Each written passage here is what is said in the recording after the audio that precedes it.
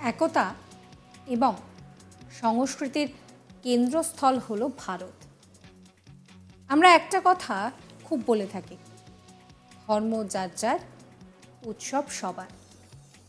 ভারতে এরকম অনেক অনুষ্ঠান উৎসব হয় যেখানে ধর্মের কোনো বেড়াজাল থাকে না।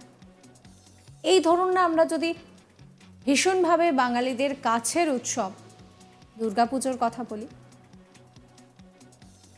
দুর্গাপুজো নিঃসন্দেহে হিন্দুদের একটি অনুষ্ঠান, কিন্তু এরকম অনেক মণ্ডপ রয়েছে যেখানে হিন্দু মুসলিম সবাই একসঙ্গে আনন্দে সামিল হন।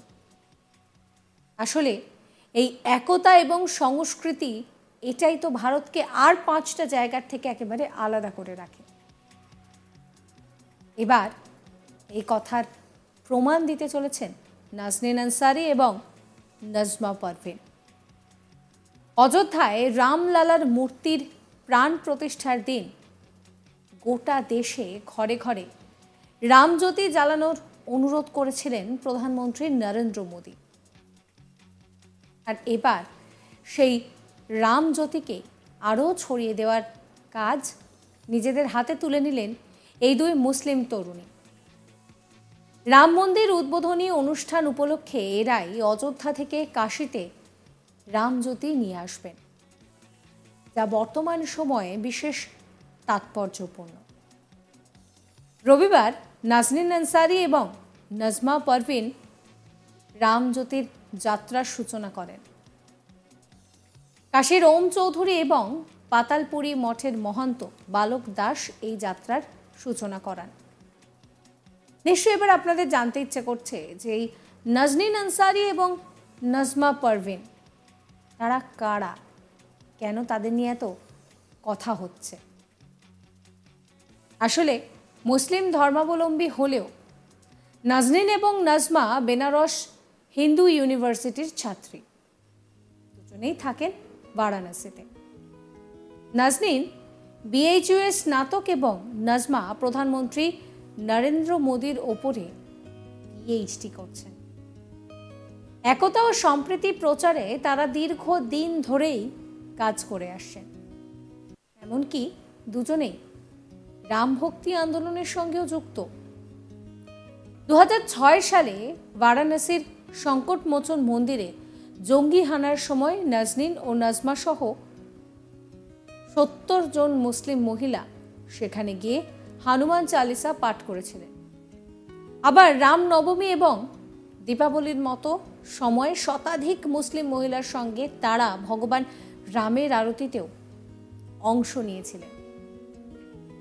কাশীর ওম চৌধুরী ও পাতালপুরী মঠের মহন্ত বালক দাস এই যাত্রার সূচনা করেন। মহন্ত শম্ভু দেবাচার্য অযোধ্যায় তাদের হাতে রামজ্যোতি তুলে দেন। রবিবার সেই রামজ্যোতি নিয়ে অযোধ্যায় আবার ফিরে আসবেন তারা। অযোধ্যার মাটি এবং সরজু নদীর পবিত্র জলও কাশীতে নিয়ে আসা হবে। 2021 জানুয়ারি থেকে এই রামজ্যোতি বিতরণ শুরু হবে। এর আগে আপনাদেরকে আমরা দেখিয়েছিলাম যে উত্তরপ্রদেশের এক মুসলিম মহিলা, তিনি তার বাড়িতে রীতিমতন মন্দির তৈরি করেছেন।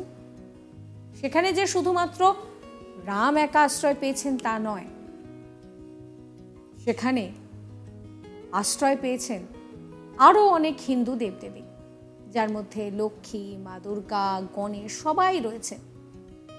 ওই মহিলা জানিয়েছিলেন যে তিনি হতে পারে ধর্মগত দিক থেকে মুসলিম, কিন্তু হিন্দুদের ভগবানের উপরেও তার আস্থা রয়েছে। তার কাছে যিনি আল্লাহ তিনি রাম।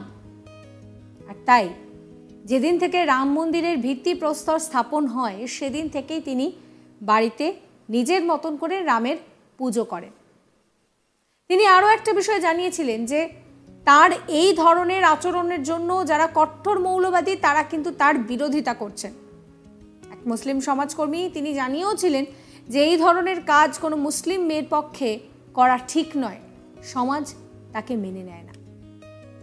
এবার সেই রকমই একটা কাজ করতে চললেন নাজনীন আনসারী এবং নাজমা পারভিন।